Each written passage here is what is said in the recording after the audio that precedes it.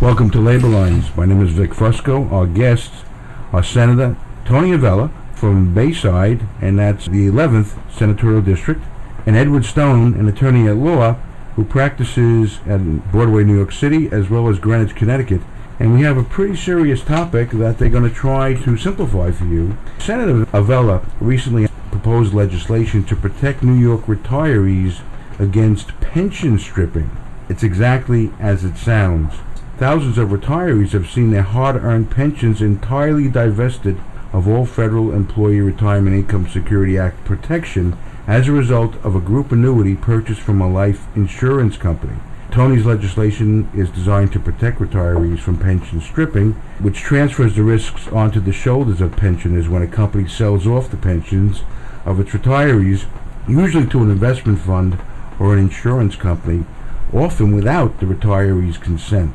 This has the effect of converting pensions into annuities, which I think Ed's going to have to explain to us, and make it simple for everybody to understand, because that's how they get away with it, because this is not simple. But since it could happen to you, whether or not you're a Verizon employee or with any other company, this is important information. You could lose uniform federal protection and protection from the Pension Benefit Guarantee Corporation. So let's start with you, Ed. Give us the background of this, how this came to be. The background of this particular case came about in October of last year when Verizon decided to transfer 41,000 retirees into a allocated group annuity contract with Prudential. Those are all big words on this program. It's a labor program.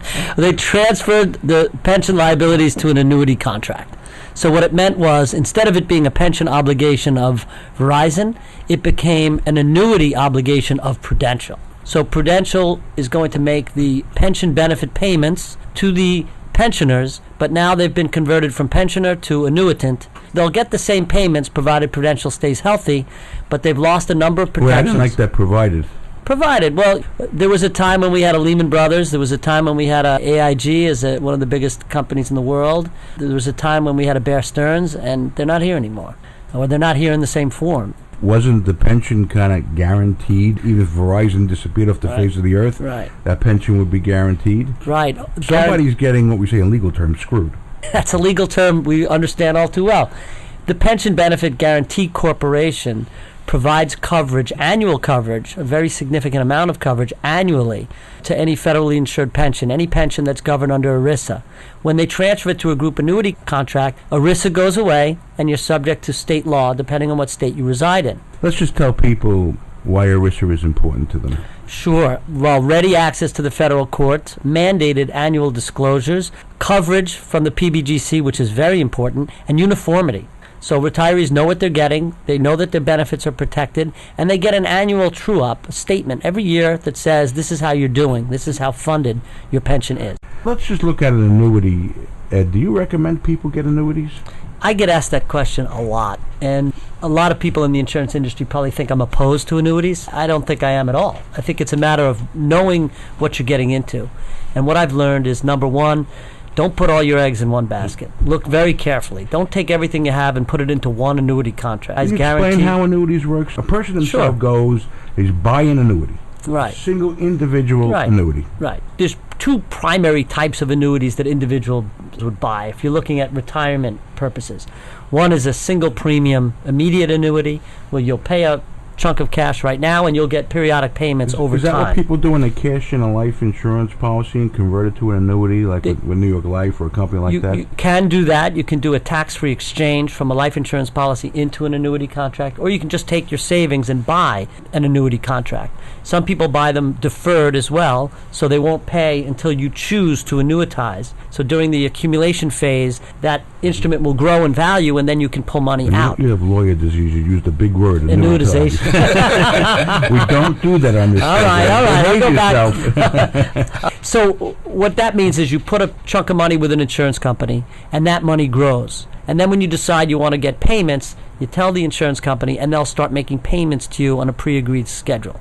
For a lot of retirees or people looking to set money aside periodically, it's a very flexible tool that has a lot of benefits. I tend to like companies that are mutual companies. They're not managing for earnings. And there are lots of very good and responsible insurance companies that are out there, and annuities can provide a very valuable investment product for some people. It doesn't fit every category of investor, particularly in the retiree community, and you really got to look at what you're getting. Going on the principle of an individual annuity, which is based on either a chunk of money or a stream of payments to the annuity to equal the chunk of money over years, and then it reverses, it earns interest, and the company pays money back. Right, and you're supposed to get back more than you put in. The idea is you put down a chunk of money. From compounding of the interest. Right, and that's supposed to grow in value over time. So we all understand what you've been saying is when you go to a company like Prudential and this is all transferred, you have no idea what's really been put aside for you for them to build on and pay you out. Right. But they have promised to pay the same amount that you were getting on your pension. Yes. So how did the pension work? It's a very, very good question. That's why I do this. They're supposed to work the same way. Pension funds are supposed to invest and match fund assets and liabilities. So you have $1 in assets, you're supposed to figure out how am I going to make that dollar grow so I can make those periodic payments in the future. An annuity company is supposed to do something similar. They take a chunk of change up front, they invest it, they try and earn more on their investments than they're going to pay out over time. But the concept is to match fund assets and liabilities. So ideally, they should both be doing very similar things in terms of making sure the money they take today is going to generate enough cash to pay out. Isn't Prudential going to say to you guys, what are you worried about? We do the exact same thing. Yeah. Only we call it annuity because we're not the employee. We can't call it a pension. Right. But it's the same thing. Right. Well, I'm sure they're going to say the same thing, but it really isn't because it doesn't have the federal protections. Right. That's the bottom line. I think that's the biggest answer. You don't have the federal protections. You don't have the PBGC. You have an inferior safety net provided under state law, and all of a sudden you're at risk when you weren't at risk before. As a legislator, as a senator, and a pretty respected senator, an attorney like Ed comes to you. You don't know him until he walks in the door and presents a problem to you, and you look at that and you say, wow, there is a problem here. We got to do something about it. And he has suggestions, and you look at them and you get put into a bill. How receptive are legislators to attorneys like Ed, like myself, when we see a problem affecting our constituents and we want to come in and talk to you and say, we got this problem here. This legislation is killing the little guy. Well, it really depends on the legislator. I mean, I have an open door policy. Anybody wants to have a meeting with me, whether they're in my district or not, all they have to do is call and schedule it.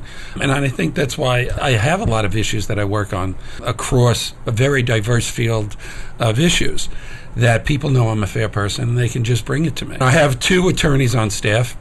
Ed met with me, and my attorney started looking at the issues. You know, I didn't take it on face value. Right. We did a review, and we Because he's not trustworthy when you look at him. No, absolutely not. And immediately came to the conclusion, wow, this is a very serious issue and has to be addressed. I don't like the term ERISA because it scares people. One of these words, it's like what they do to the mafia.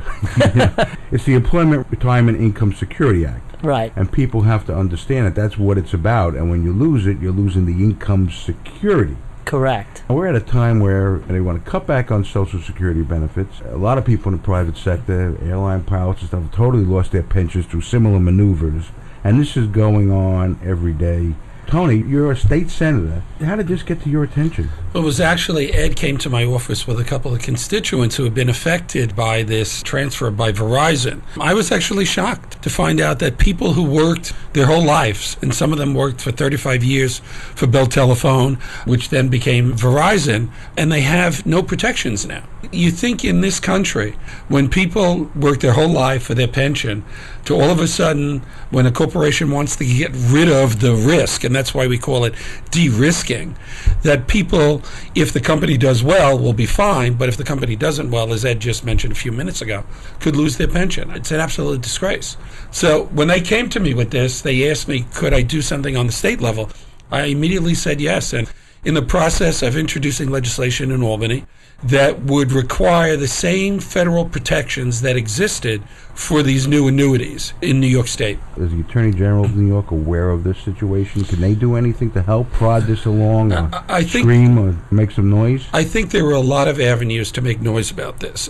Unfortunately, once session ends in Albany, you are limited to how many new bills you can introduce, and I'm already at my limit. I have the wording. And you should be proud of that. No, really, because some people never get to their limit. Yeah, that's true. Come January, unless I get permission from the majority coalition to introduce the bill, come January would be the first bill I introduce. I'll then get an assembly sponsor. And then I'll start reaching out to all my Senate and Assembly colleagues and the governor and the Attorney General.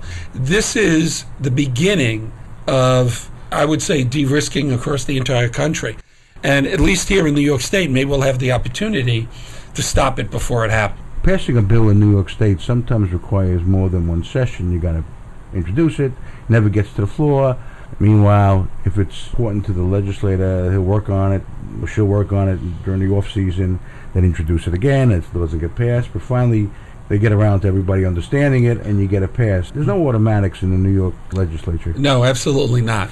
Sometimes it'll take 10 years to get a bill passed. It's interesting that you posed the question that way, because I actually had a bill related to brownfields. That means we got to keep re-electing you, Tony. Yeah, right. I'm up for re-election next year. You see, he came on, and it's not a campaign year. It's the first politician to come on a program when they're not running.